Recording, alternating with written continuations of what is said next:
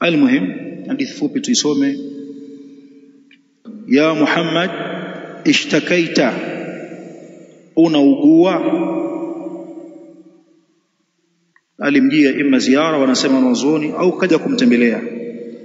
Faqala na'am, akajibu mtume sallallahu alaihi wasallam akumjibu Jibril kwamba ndio.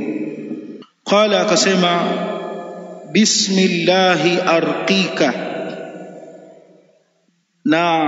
naanza au kwa jina la Allah. Bismillahi, kwa jina la Allah.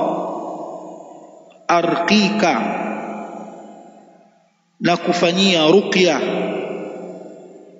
Arqika, na kufanyia ruqya, imetokamana na neno ruqya. Kiswahili wanasema na kufanyia matabano. Kwa jina la Allah na kufanyia matabano na kutibu. Min kulli shay'in yu'dhika, kutokamana na kitu chochote ambacho kinakuudhi. Yawe ni maradhi yanayomuudhi, Jibril anamfanyia ruqya kwa maradhi hayo. Au iwe ni huzuni imemhuzunisha, Jibril anamfanyia ruqya kwa huzuni hiyo imuondoke. Au mazonge ya kilimwengu, Jibril anamfanyia ruqya ya muondoke hayo. Ndio maana ya min kulli shay'in yu'dhika, kutokana na chochote ambacho kinakusababishia wewe maudhi na kufanyia ruqya kwa hicho. Min sharri kulli nafsin, kutokamana na shari ya kila nafsi, yani nafsi mbaya. Min sharri kulli nafsin, kutokamana na shari ya kila nafsi mbaya, iwe ni shari ni nafsi ya kibinadamu au iwe ni nafsi ya kijini. Au aini hasidin, au jicho la mtu hasidi. Au jicho la mtu hasidi. Hasidi ni yeyote ambaye anachukia kheri aliyokuwa nayo mtu mwingine. Ukiwa wewe unachukia kheri fulani ambayo Allah ameiweka kwa ndugu yako, ima unachukia elimu aliyokuwa nayo ya kuchukiza hilo la kuchukiza, au unachukia mathalan mahaba ya Allah aliyoyaweka kwenye mioyo ya watu juu ya ndugu yako fulani, ukawa wachukizwa na hali hiyo. Kwa nini? Au ukawa unachukizwa na mali aliyokuwa nayo ndugu yako fulani, kwamba kwa nini kapewa huyu, la kuchukiza kwenye nafsi yako. Au ukawa unachukia mathalan kuona maisha fulani labda ya mtu na mke wake, jinsi wanavyoishi, wanavyopendana, au Allah anavyowaruzuku watoto. Almuhim kwamba hasid ni yule ambaye anachukia kheri aliyokuwa nayo mtu mwingine, ndugu yake, kwa maana Muislamu mwenzake.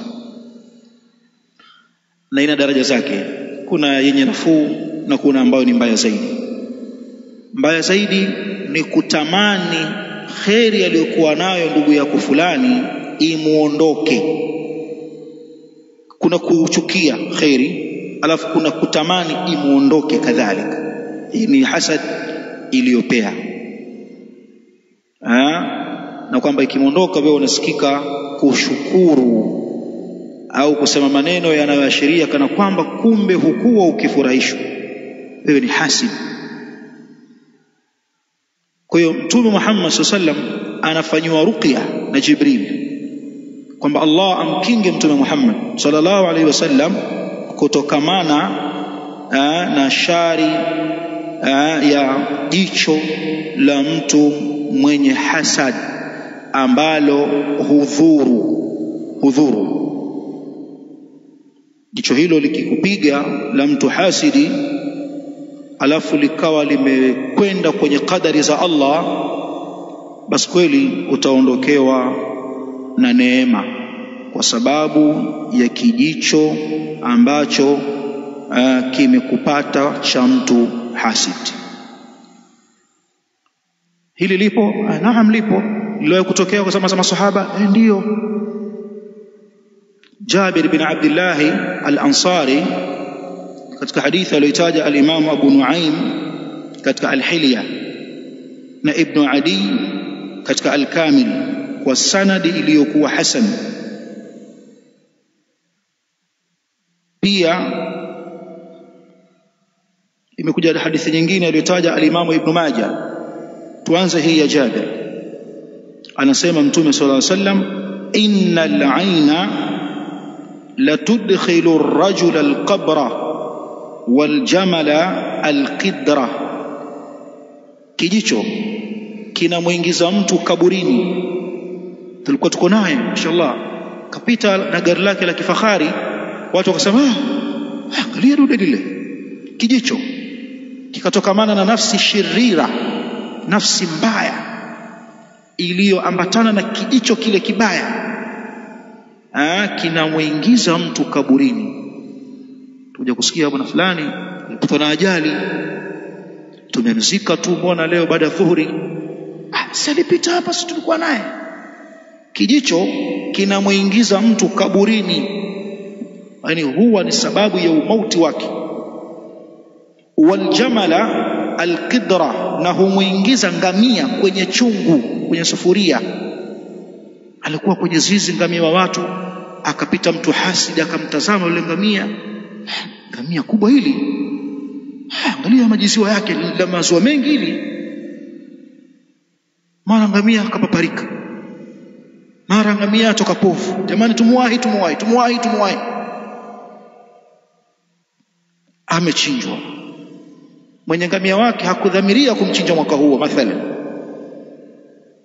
basi kijicho cha hasidi kimepita, ikawa ni sababu ya yule ngamia kuingizwa kwenye chungu. Kijicho kinamuingiza mtu kaburini, kijicho kinamuingiza ngamia sufuriani.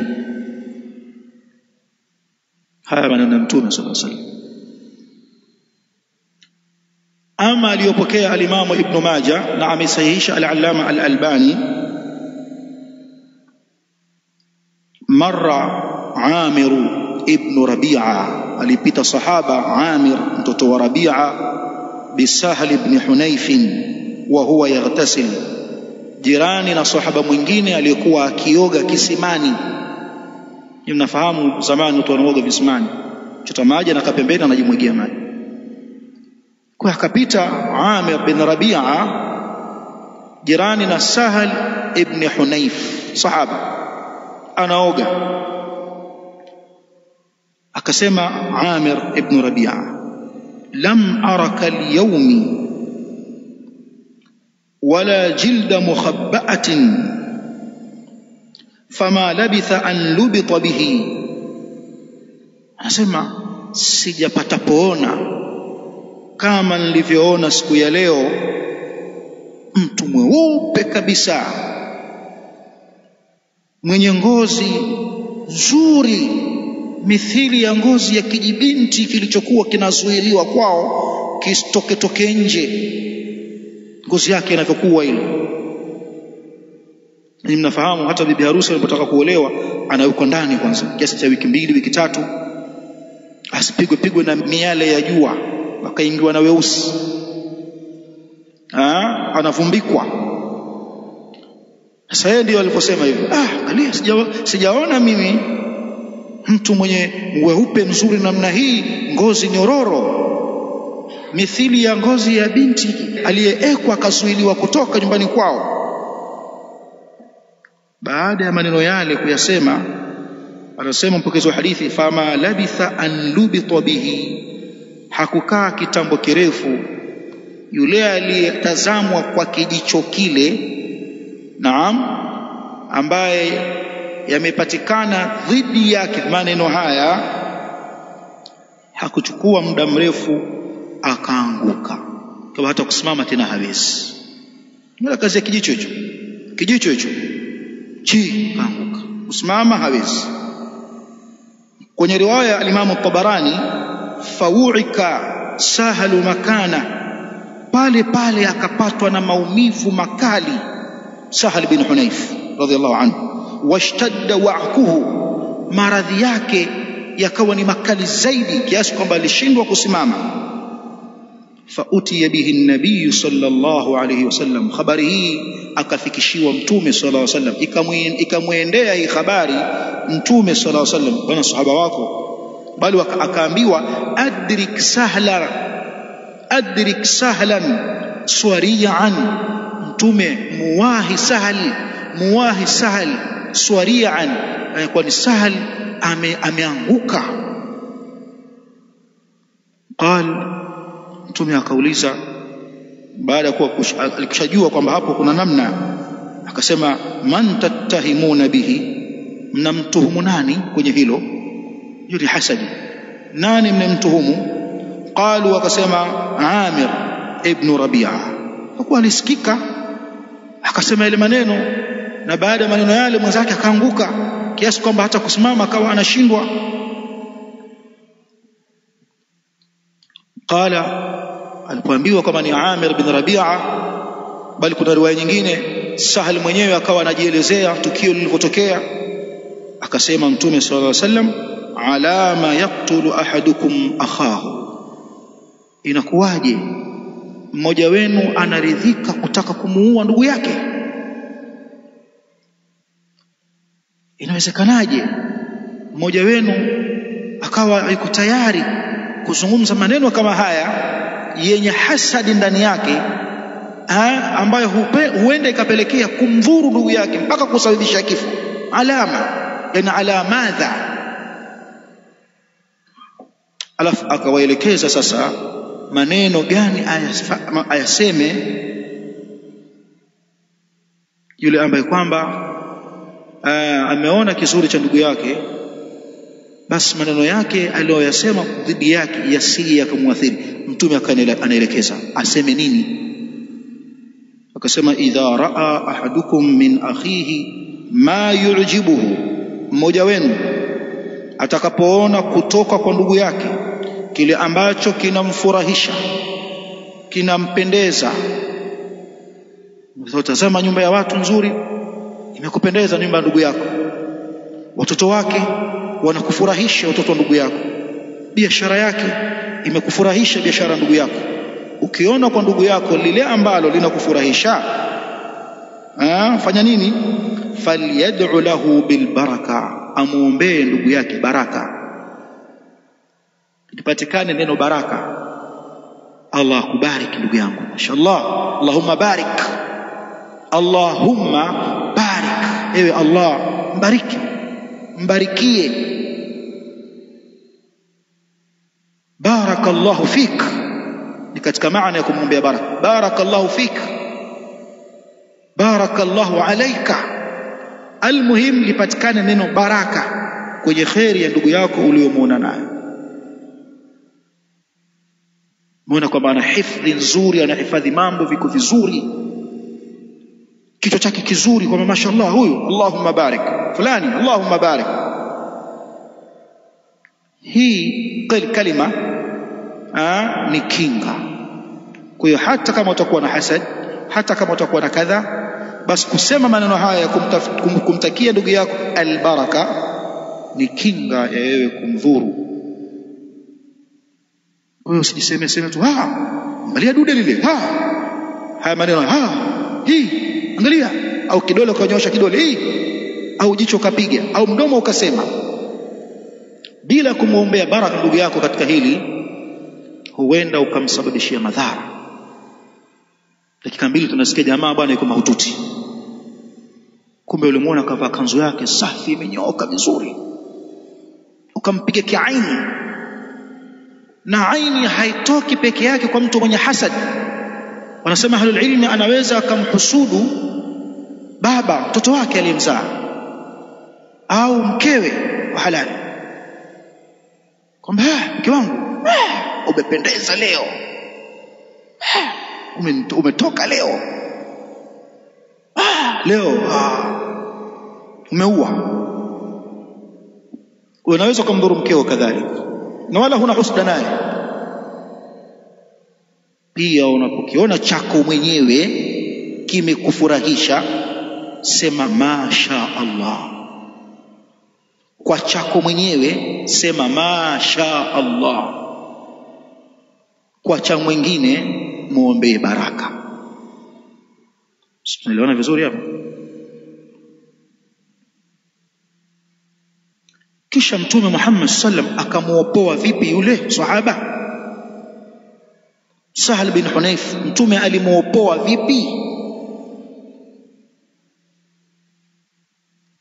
Mtume Muhammad sallallahu alaihi wasallam akaamrisha maji yaletwe. Faamara Amiran, akamuamrisha Amir ibn Rabi'a an yatawadda, atawadhi. Fayaghsilu wajhahu, aoshe uso wake, wa yadaihi, na mikono yake miwili, ila almirfaqaini, mpaka katika viwiko viwili, wa rukbataihi, na aoshe na magoti yake, yani miguuni mpaka magotini, wa dakhilata izari, na ncha ya kikoi chake ambayo inashikana na mwili wake. Ukifunga kikoi ambacho akijazungushwa kile ambacho kwamba kama vile mithili ya kango na upeleka huku, ncha ile unaofungia bindo la kikoi inayokabiliana na mwili wako, kwa maana unapoweka karibu chini ya tumbo, akimwagia maji kadhalika yaingie kwenye hayo maji ambayo atatawadhia. Baada pale akaamrisha ile maji amwagiwe Sahal bin Hunayf, akamwagiwa. Kwenye riwaya nyingine anaamrishwa mtu amwagie kwa nyuma yake kuanzia juu mpaka mgongoni. Ni dawa kama huyu ndiye aliyempiga aini, tutaka maji yake, na hii dawa mujarrab, ni dawa mujarrab. Mwaka fulani tuko Makka, tumekwenda, tulikuwa na shekhi wetu Sheikh Abul Fadhl Al-Qasim Allah yahfadhuhu na watu wengine. Akhi mmoja simtaji, yeye alikwenda na ahali yake na wengine walikwenda na ahali zao na wengine hawakwenda na ahali zao, yani wake. Hoteli ziko kwenye hoteli moja. Sasa tunakaa chini ya hoteli, tunazungumza mazungumzo hapa na pale, anapita na ahali yake na turingishia maskhara, jamani ya mabarobaro, mimi zankulala. Baada ya pale akawa li akhi anaharisha kwenda mbele, harisha na yeye, kila akitumia dawa hakuna kitu.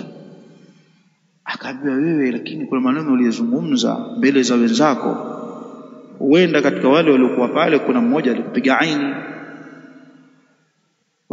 na sio lazima uwe na chuki naye. Tuelewane vizuri hapa. Tunasema aini, kuna aini hasida na kuna aini mu'jiba, jicho la hasidi.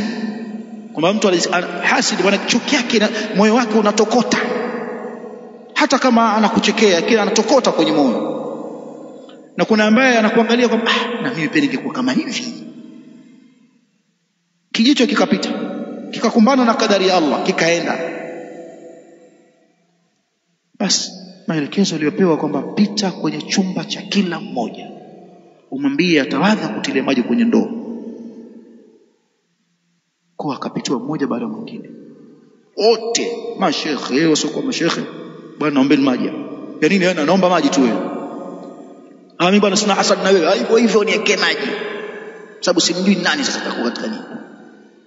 Wallahi alazim, baada ya pale alipojimwagia maji alasema sina kuharisha, sina chochote. Sisi tunaelewana vizuri. Huu ni mfano hai nimeutaja, nikataja baadhi ya watu kwa majina yao kuonesha kumbukumbu ya yale ambayo kwamba sisi tumeyashuhudia, kwamba hii ni tiba ya kimtume, atibu nabawi.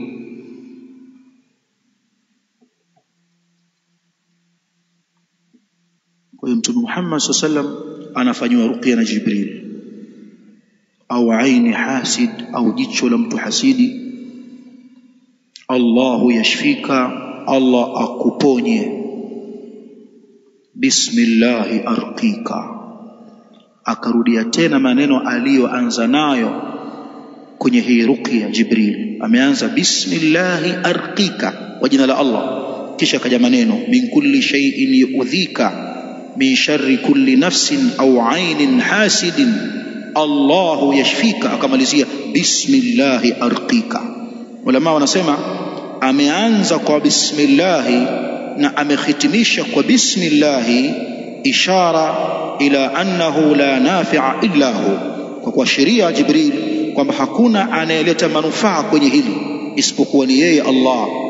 Tulianza naye kwenye haya maombi bismillah, tukamaliza naye bismillahi arqik. Hadithi imepokea al-Imamu Muslim rahimahullahu ta'ala.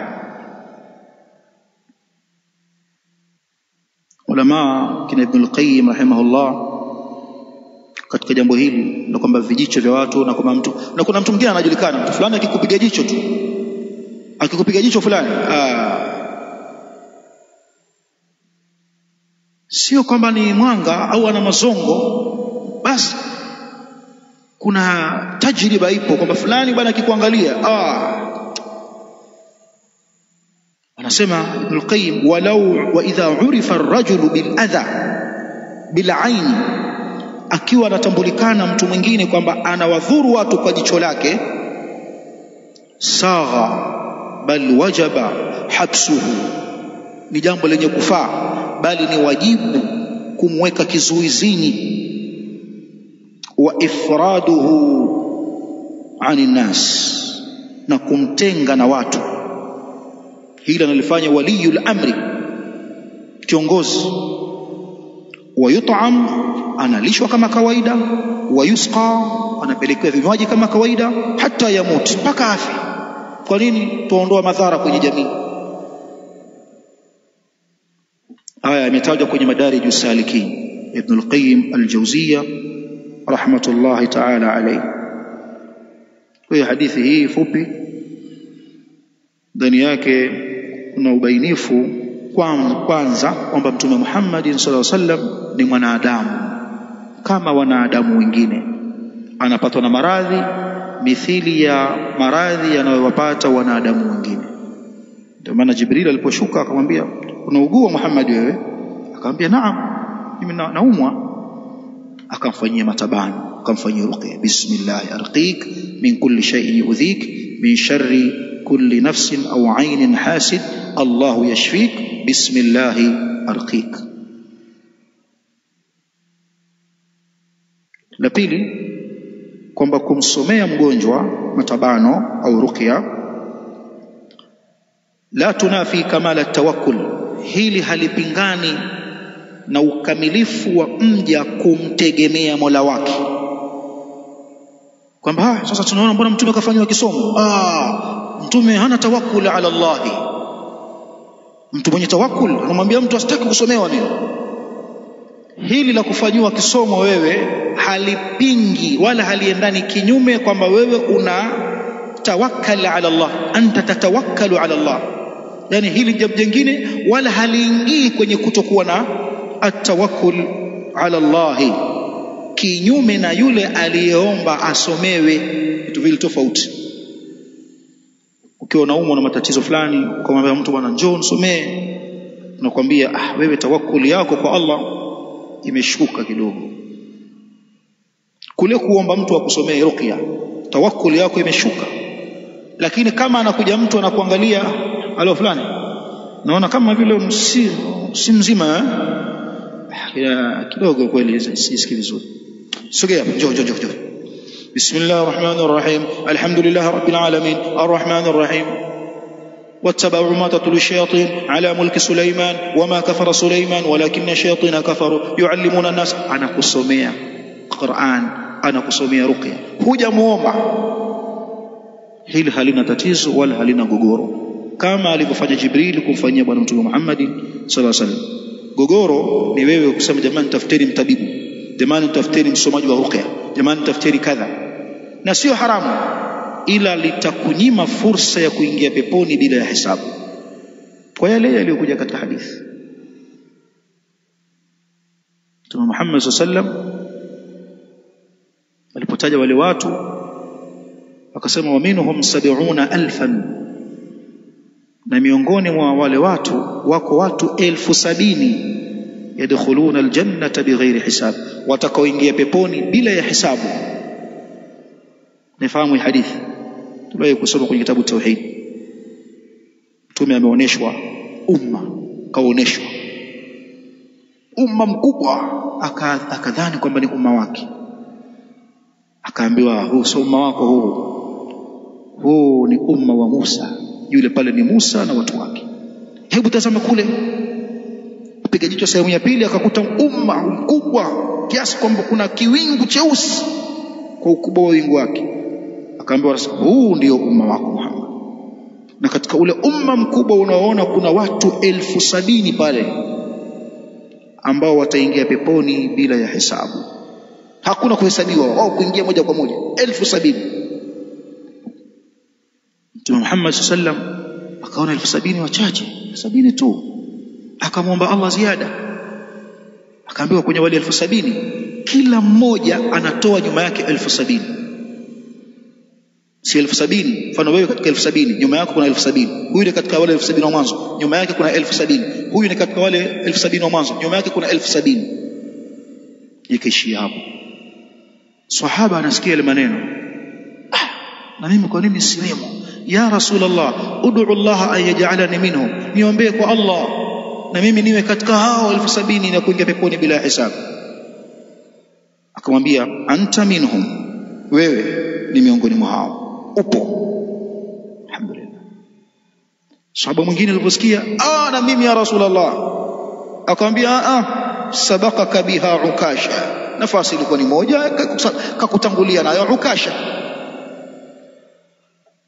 Kisha Mtume akaondoka. Sasa masahaba sasa wakawa wanajitahidi, kina nani hao itakuwa? Wengine wakasema hao bwana itakuwa bila shaka ni wale waliofanya naye hijra kutoka Maka kwenda Madina. Wengine wakasema itakuwa sio hao bwana watakuwa ni wale waliozaliwa kwenye Uislamu, waliofanya naye hijra. Kuna ambao walisujudia masanamu, hao sio, ni wale waliozaliwa kwenye Uislamu. Mtume akatoka, akaona wakawa na wanajadiliana, huyu asema hili, yule asema hili. Mtume, hebu tupe sifa zao, ndio akazitaja. Walladhina la yastarqun wala yaktawun wala yatatayyarun wa ala rabbihim yatawakkalun, ndio sifa zao hao watu. Humul ladhina la yastarqun, ni wale ambao hawawaombi watu wawasomee ruqya. Sifa ya kwanza hiyo.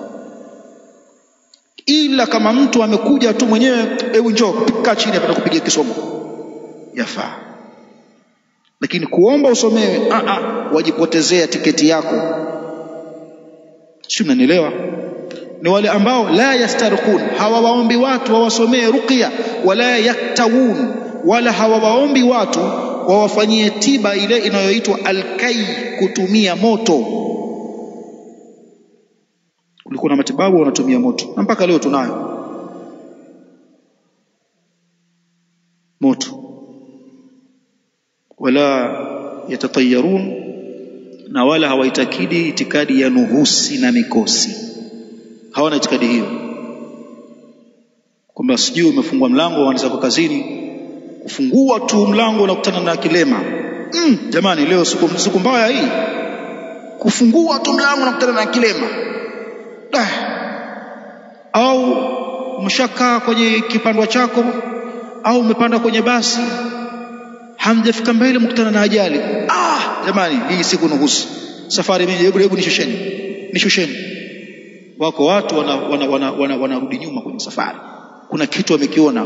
Hii ni dalili ya nuhusi, dalili ya mkosi. Mapema nimeiona, bora mimi safari hii bwana, hapana, anashuka. Sisi tunaelewana vizuri hapo? Kuitakidi nuhusi na mikosi, ima kwa vinavyoonekana au vinavyosikiliwa. Vinavyoonekana kama hivi, tukaona ajali, kakutana na kitu fulani, au amesikia mlio wa bundi. Kuna watu wakisikia mlio wa bundi nyumbani, atakufa mtu. Bundi nimemsikia mimi, atakufa mtu. Au mkulima amemuona yule mdudu anaitwaje, kakakuona kaonekana, mwaka wa mavuno huu. Ana alaka gani kakakuona na mvua? Hizi ni itikadi za kuitakidi nuhusi au mikosi kupitia vinavyoonwa au vinavyosikiliwa. Hao hawana itikadi hizo, hao watu hao la yatatayaruna wa ala rabbihim yatawakkaluna, na wanategemea kwa Mola wao. Mvua wanamtegemea Mola wao, sio mpaka wamuone mdudu fulani, kitu fulani. Wanategemea kwa Mola wao, sio mpaka waone kitu fulani. Anatoka anamuona kilema kipofu, anatakiri kwamba jambo la kawaida. Kama alifanya biashara yake vizuri, hakuna waswasi wote eti kisa kaona kitu fulani. Yeye anatawakkala ala Allah, hana itikadi hiyo ya kutakiri nuhusi na mikosi na misukosuko. Almuhim kwamba kufanyiwa kisomo wewe, hilo haliondoi ukamilifu wako kumtegemea nani? Allah. Ikiwa hujaomba kufanyiwa kisomo kama alivyofanywa bwana Mtume Muhammadin sallallahu alayhi wa alihi wasallam. Tuishini hapo, na leo hatutasoma kwa hifadhi kwa sababu kuna jambo letu kidogo. Kwa hiyo hadithi tutakuja kuwasikiliza insha Allah taala siku ya kesho. Billahi tawfiq, walhamdulillah rabbil alamin. Kwa dharura, bismillah. Kwanza kuchukia, ndio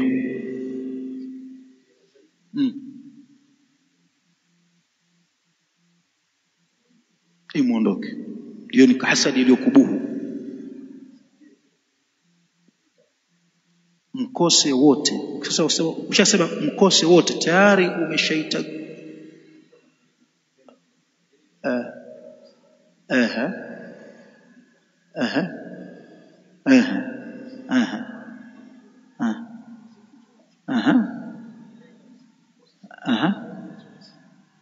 Nyote mko sawa.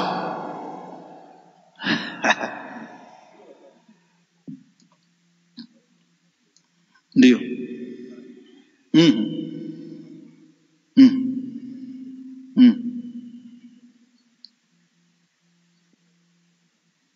Ahsant. Kujikinga na mambo hasad. Tayeb, swali la kwanza kwamba anamtamania mwenzake aondokewe na khairi kama ambavyo anaitamania nafsi yake, yeye akose na mimi nikose, potelea mbali, akose na mimi nikose, sote tukose. Hapa imeingia hasad na imeingia na jahili ndani yake. Yaani kuna hasadi na ujinga. Hasadi ipo na ujinga pia upo, kwamba uondokewe na neema, wakati Allah anajifahari kwenye Qur'ani kwamba anatuneemesha. Aya ngapi Allah anataja neema juu yetu? Wa asbagha alaykum ni'amahu dhahiratan wa batina, amemimina juu yenu neema zake zenye kuonekana na zisizoonekana. Katika masala wanasema fi ma'radil imtinani, katika sehemu ya kuonesha neema zake kwa waja wake. Na ikaja katika hadithi, Allah anapenda anapomneemesha mmoja wenu ionekane athari ya neema aliyokuwa nayo. Allah anapenda jambo hilo. Sasa kwa nini unataka ikuondoke kama sio jahili uliokuwa nayo? Kwa kuna hasad na ujinga upo juu yake, na yote hayafai. Allah anapenda anapomneemesha mja wake ionekane athari ya neema, sio kwamba wewe unacho kana kwamba na asiyekuwa nacho.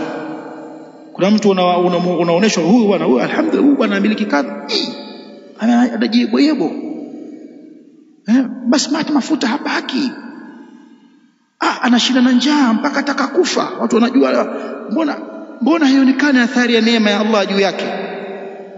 Kuna wabakhili al-ahmaq alladhi wanasema alladhi yuji'u batnahu liyushbi'a sunduqahu, analitia njaa tumbo lake ili alishibishe sanduku lake. Wako watu wa aina hiyo, anashindia na kichapati tu, na anasema kwamba kwenye utafutaji wajua utajitia utapi wa mlo, na Allah amekuneemesha ionekane athari ya neema za Allah juu yako. Allah anapenda hivyo. Sasa wewe utaki neema hiyo uwe nayo na mwingine asiwe nayo, maana kuna hasad na kuna jahil. ambayo iko juu yake.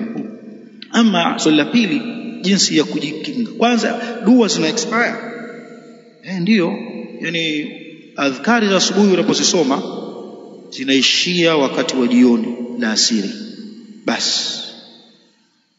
Kwa ukitaka uendelee kuwa kwenye kinga, unazisoma tena, unazisoma kuanzia baada ya asiri, zitakusaidia kwa taufiki ya Allah mpaka alfajiri. Kwa hiyo alfajiri tuna repair tena saa ngapi? Baada ya asr. Unafanya hivyo mpaka alfajiri. Alfajiri inakwenda hivyo. Ndio maelekezo kutoka kwa Mtume sallallahu alaihi wasallam. Na ziko adhkari za kujikinga na hasadi na vitu kama hivyo. Na ndio maana tumewekewa kwenye kila baada ya swala tusome suratul Rabbil Falaq na Rabbin Nas. Wengine wakasema na kul huwallah. Na ile tulisoma kwenye kitabu chetu hiki kama mnakumbuka. Ile Rabbil Falaq wanasema ahlul ilmi, ile sura ndogo unayoiona Rabbil Falaq, yani imesheheni, imetosheleza kwamba wewe unamuomba Allah akukinge na shari zote zilizoumbwa duniani. Sura hii pekee yake ukisoma kwa makini unaelewa hivyo. A'udhu birabbil falaq min sharri ma khalaq. Hapa min sharri ma khalaq, wamuomba Mola wako akukinge kutokamana na shari ya vile alivyoviumba vyote duniani vyenye shari. Kwa kila chenye shari kilichoumbwa, na sababu kila chenye shari basi kimeumbwa na Allah hicho, na wewe muomba Allah akukinge kutokamana na shari ya vile alivyoviumba vyenye shari. Kuna ambavyo vimeumbwa havina shari asili yake, kama vile manabii, tume na malaika, hawa hawana shari. Sasa vile vyenye shari vyote, wanadamu wenzako, wanyama wenye shari, nge ana shari, nyoka ana shari. Kwa hiyo min sharri ma khalaq, kimeingia kila kilichoumbwa chenye shari, umemwomba Mola wako akukinge nacho. Wa min sharri ghasiqin idha waqab, na shari ya giza linapoingia. Giza linapoingia, kwanza mashetani wanatawanyika kwa wingi, wana shari hao. Wadudu na wanyama, hasa wadudu ndio muda wao.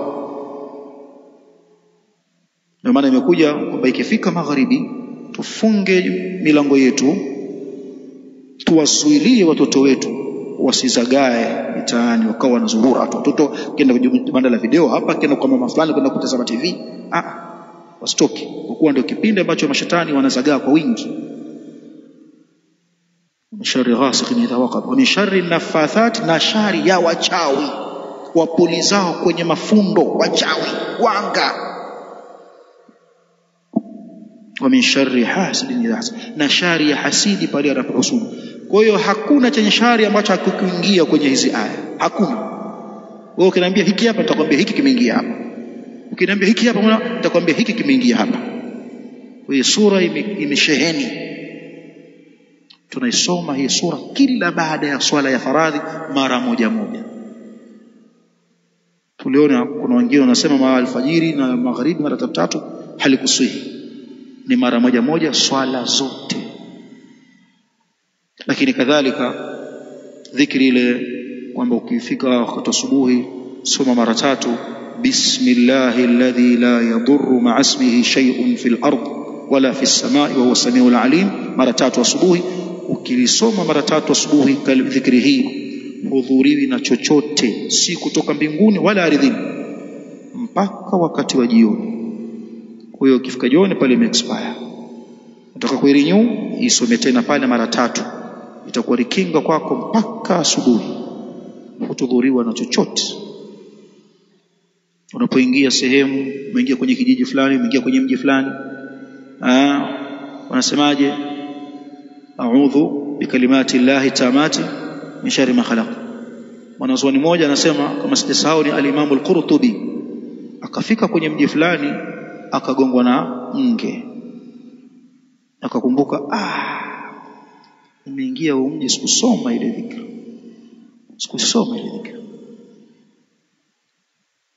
Kwa hiyo ukisema pia maneno hayo ni kinga, na mengineyo ambayo kwamba